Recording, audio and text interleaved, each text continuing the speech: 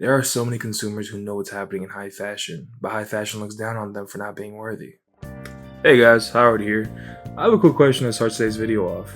Have you guys ever watched the TV channel Buzzer? They show a lot of old game shows, and as somebody who didn't have cable back in the day, I watched a lot of them. The art of a good game show is to allure the audience. And in California in the 80s, nothing was more alluring to audiences than regular people winning big money. Hell, 40 years past this and Jeopardy's still on the air. The movie we are talking about today asks the question, what if somebody got really good at one of these game shows and won too much? I think it's a great premise, and satisfyingly, it delivers on the execution pretty well, especially when you take into account the true story that this film is based off of. Paul Walter Hauser plays Michael Larson, a mysterious man who for some reason can't stop winning. He's surrounded by a cast that includes contemporary greats, such as Walter Goggins as Peter Tomakin and David Stratham as Bill Carruthers? I don't know how to say that name. In real life, in 1984, a man named Michael Larson, oh, wait a minute, they use his real name. He wanted this game show called Press Your Luck, a relatively new CBS program that involves spinning a wheel and trying your luck. So how did Michael Larson walk onto the stage and win everything? He taped every episode, and he watched it back, and noticed that the random wheel was really just 5 different patterns, and played the game in a way that the producers never expected him to. Truth is, Michael Larson wasn't exactly the best guy. And you know what? I think that in itself is awesome. You know, it's great, cool. Go against the man, take their money, play their game the way that they don't want to be played, right? But as much as I'd like to think that he was of a Robin Hood sort of character, truth was, or at least from everything I've read, he was just a con man who found a crack in the marble and tore down the statue. You know, it's not surprising how he lost all of his money. Well, okay. To be fair, he didn't lose it like immediately, right? He paid back taxes and then he got a few properties that didn't work out and just didn't work. Also, fun fact, by 1999, he was running from the feds and he died of throat cancer before they got to him. Kind of baller way to go out, if you ask me. The movie takes this story and just Hollywoodifies it a little bit, making his conman characteristics undertones, but not exactly getting rid of them completely, as well as just making him more sympathetic as a character. The ratio to like what was shown in real life and what was shown in the movie is probably like 60-40, and honestly, that's more than fine in my eyes. I think that all great historical fiction films lie at least a little bit, because really isn't that all acting is? Just lying.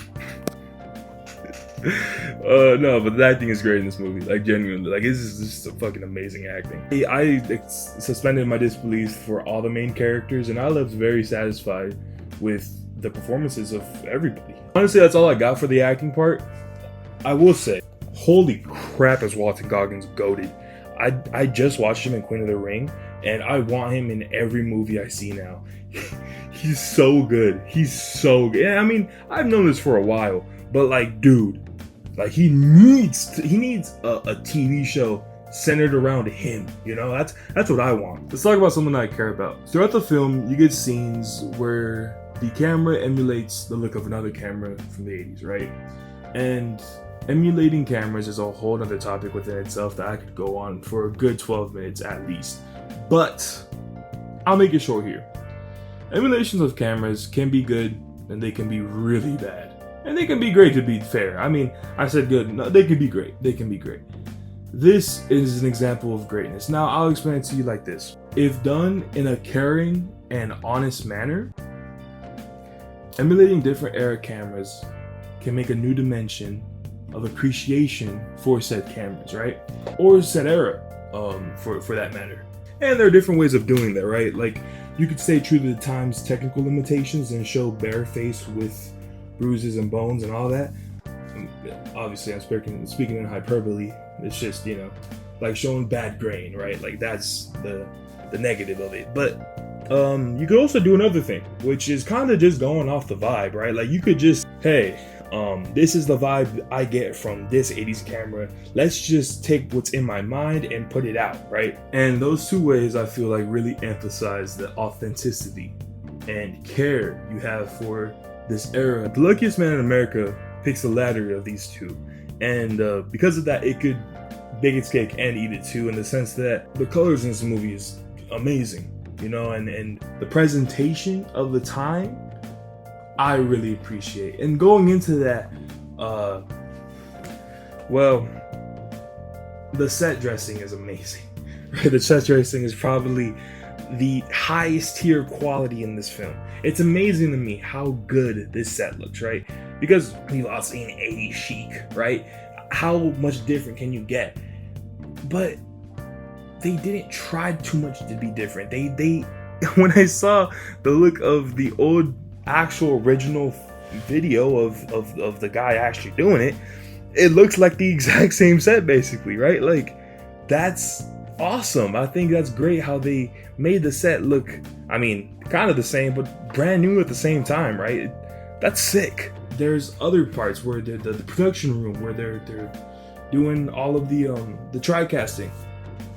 It looks so good. And I don't know who was the set designer or the art director, but their name will be on screen. They did amazing, dude. Going into something a little different, the lighting as well. Lighting was awesome, and I think the art designer and the lighting designer, whoever it was, they definitely worked together, because the amount of practical lighting in this is just mind-blowing, and how good it is. It's a marvel, genuinely. The practical lighting in some scenes creates super rich silhouettes that really demonstrate the mind frame the characters are in during these situations that are super tense. For the most part, the movie is contained within one soundstage, which remind me a lot of the Hitchcock era of studio films where they have like one set, a couple actors, and that's it. Very, very small budget. I think it's great. It's just another rendition of that, and I appreciate it for what it is. In this situation, you run the risk of becoming stale because of the fixed location. You are made to focus on the characters. If the characters don't deliver, then you're gonna become bored and not care about the film. This movie doesn't ever do that, which I really appreciate, because I thought it was. To summarize, The Luckiest Man in America is a love letter to 80s game shows and 80s television in general. I think it is amazing. Definitely gonna keep my eyes on the cast going on forward. Paul Hauser is set to act in the new Fantastic Four movie. I don't think it's revealed yet just who he's gonna be, but I think he is just showing us a little bit of what he's capable of. I think he's gonna go far. And I mean, everybody else I've already mentioned, amazing, right? Also, I would love to see what the director and DP go on to do, as well as the set designer. So many people in this film are so talented, and I am so excited to see the future of filmmaking. These kinds of films make me think that we are in good hands the next 20, 30, maybe even 40 years. I am very excited for what's going to come, and I hope to be a part of it. We'll see. Anyways, thank you guys for watching. My name's Howard. Peace out.